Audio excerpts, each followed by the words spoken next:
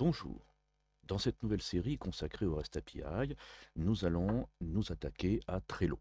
Trello est un outil qui est intéressant pour gérer des boards. On va revenir sur le vocabulaire. Grosso modo, des listes de choses à faire que l'on fait évoluer au fur et à mesure du temps.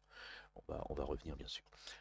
Cette REST API est intéressante parce que d'une part, elle n'est pas très compliquée à utiliser, elle est relativement bien documentée, et en plus de ça, j'en avais l'usage, c'est-à-dire que je voulais avoir une vision un peu plus synthétique de mes boards, pour pouvoir justement avoir sur un tableau de bord l'ensemble des choses que j'ai à faire depuis différents éléments. On va y revenir évidemment au fur et à mesure de ça. Donc qu'est-ce que c'est déjà que Trello? Parce que il faut bien commencer par Trello, bien situer un petit peu ce que c'est. Le vocabulaire est important dans Trello, parce que la REST API se base évidemment sur le vocabulaire de Trello.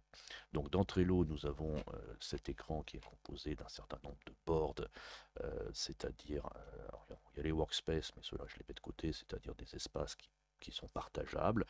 On va évidemment focaliser sur un des aspects de la REST API de Trello, pas sur tout, on ne peut pas tout voir.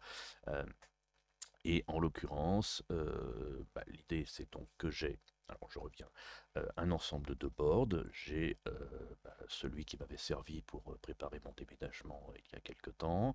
Celui-ci est un truc de démonstration. Une liste de choses à faire, donc c'est ma vraie liste que je ne vous montrerai pas parce que vous seriez surpris du nombre de choses que j'ai à faire. Et j'ai ici créé une liste spécifique qui s'appelle tuto YouTube. Quand je rentre, donc je suis dans un board, et le board est constitué d'un certain nombre de listes par défaut qui se base sur la méthode Kanban, c'est-à-dire à faire en cours et fait, que l'on peut après évidemment moduler comme on veut. On peut créer des nouvelles listes, on peut supprimer, enfin on peut gérer tout ça, on peut les ordonner d'une certaine façon bien sûr, peu importe.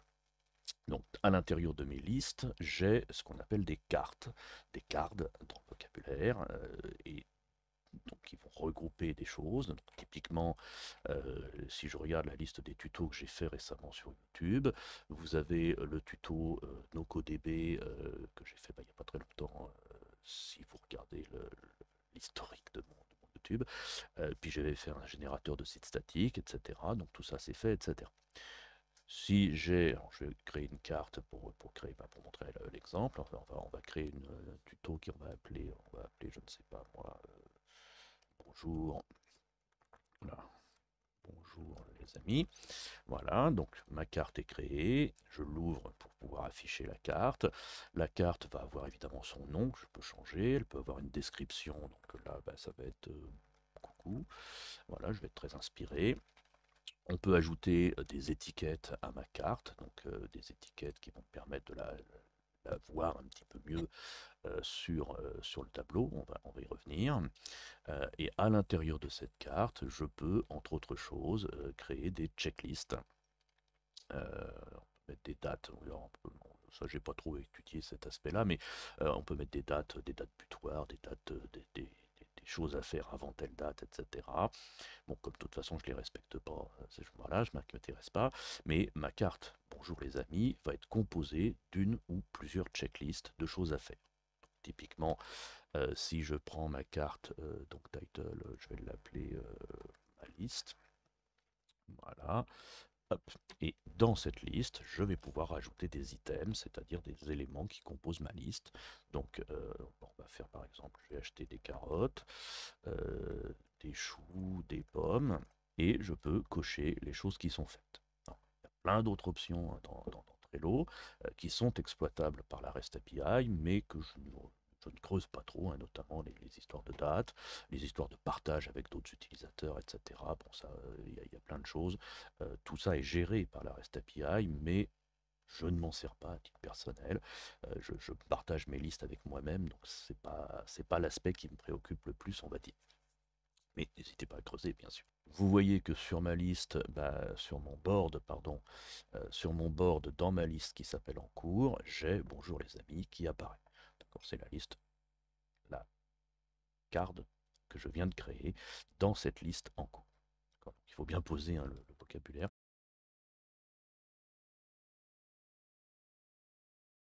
Donc, du coup, mon board est à jour. Vous voyez que j'ai ma liste qui s'appelle en cours, j'ai ma carte qui s'appelle bonjour les amis, et si je l'ouvre, bah, je retrouve effectivement mes éléments qui sont ici. Bon, ça c'est bien, c'est Trello, enfin voilà, on peut aussi déplacer, c'est-à-dire que je peux hop, prendre ma carte pour la déplacer de l'autre côté et la changer de liste. Euh, Vous voyez on peut jongler sur tout ça, et ça marche très très bien évidemment. Le problème que j'ai, c'est que, bien entendu, si je veux avoir un état de tout ce que j'ai à faire, de tout ce qui est en cours, bah, par défaut, je suis obligé de prendre chacune des cartes les unes après les autres et de les ouvrir pour voir ce qu'elles ont en ventre, bah, qu'est-ce qu'il y a dans celle-ci, qu'est-ce qu'il y a dans celle-ci, etc., pour pouvoir avoir le truc synthétique. Ok, j'ai un petit pourcentage d'avancement par-ci, par-là, mais je ne sais pas trop où j'en suis. Enfin, c'est un peu, voilà, c'est un peu, j'allais dire fatigant, mais oui, un peu quand même. Moi, ce que je veux obtenir, c'est une vision plus synthétique de la chose, c'est-à-dire quelque chose qui pourrait se présenter de cette façon-là, c'est-à-dire bah, tout simplement tout sous les yeux, c'est-à-dire la liste de mes listes à faire en cours fait, la liste de mes cards, et pour les cards qui contiennent des checklists, bah, la liste de mes checklists, et à l'intérieur de ma checklist, la liste de mes items en faisant ressortir ceux qui sont faits, ceux qui sont à faire. Alors, comment fonctionne la REST API de Trello? Alors, de façon, là encore, très classique, elle fonctionne bien. Après une petite recherche dans Google, on va tomber sur la documentation de la REST API de Trello. Il faut commencer par obtenir des clés, et pour obtenir des clés, bah, vous avez un bouton obtenir les clés qui est ici. Voilà, quand on arrive sur cet écran, euh, qui nous montre notre clé et qui nous demande un token, lequel token, bah, pour l'obtenir, il faut donner l'autorisation à notre REST API. Ici, c'est-à-dire bah, l'autoriser, etc., et accepter bah, les conditions, machin chose, et à partir de là, il nous montrera notre token. On est encore une fois sur quelque chose de très classique. Une fois qu'on a ces deux clés, eh bien, j'ai créé un fichier Python que j'appelle key, je ne vous le montre évidemment pas, mais à l'intérieur de ce fichier key.py, eh bien, nous avons, bah, j'ai défini deux variables, tout simplement, qui s'appellent Trello key, une qui s'appelle Trello token, et que j'importe au début de mon document. On a nos clés. À partir de là, dans la doc, nous allons avoir effectivement les limites qui sont intéressantes pour savoir bah, exactement quelles sont les limites de consommation de la REST API, ne pas hésiter à les voir. Et vous avez surtout, ce sont les références, voilà, c'est ça qui m'apporte le plus, qui va nous permettre bah, justement de consommer la REST API et d'utiliser un peu tout ça.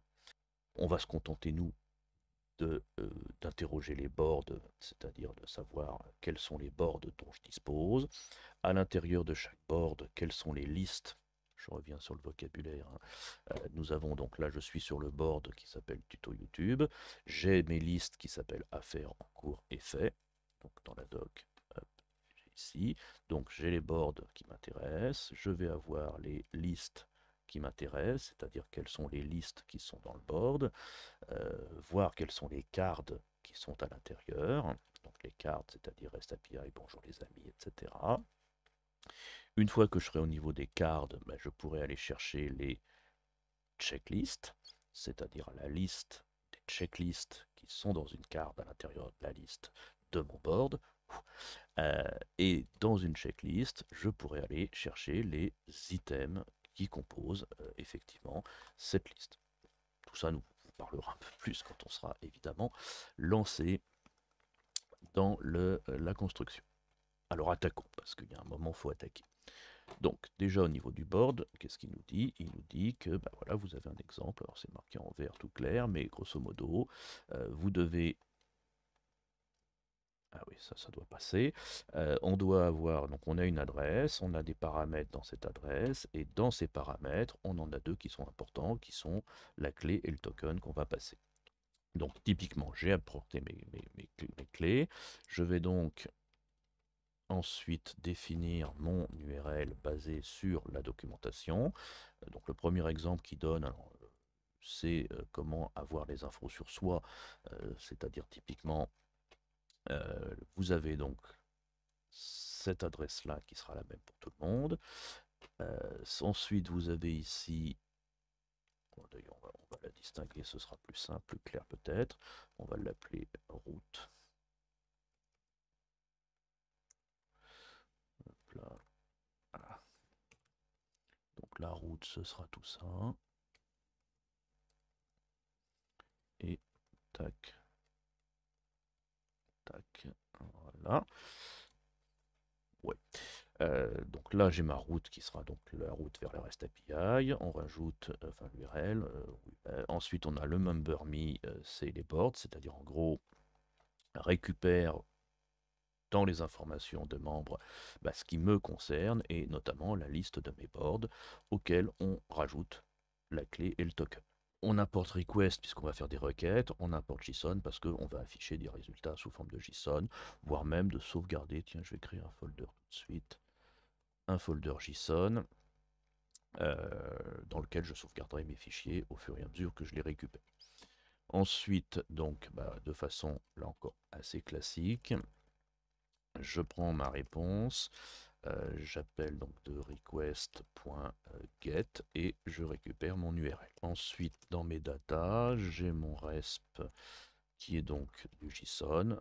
Voilà, et puis je vais faire un print de mon data, de mon contenu JSON que je récupère. Voilà. Donc, alors déjà, si j'envoie ça, hop, eh bien, on va constater que j'ai bien récupéré quelque chose qui s'affiche en dessous. Ça s'affiche de façon pas très lisible. Hop, le reformater avec un JSON dumps qui est plutôt intéressant puisqu'il va nous l'indenter comme ceci. Bon, on voit pas grand chose de plus, on voit juste que c'est du JSON, que c'est relativement organisé, il y a plein d'infos dedans, ce qui est beaucoup plus intéressant plutôt que de l'afficher sous cette forme-là. Je vais revenir en arrière, c'est de sauvegarder ça sous forme de fichier tout simplement JSON, mi.json puisque j'interroge mi.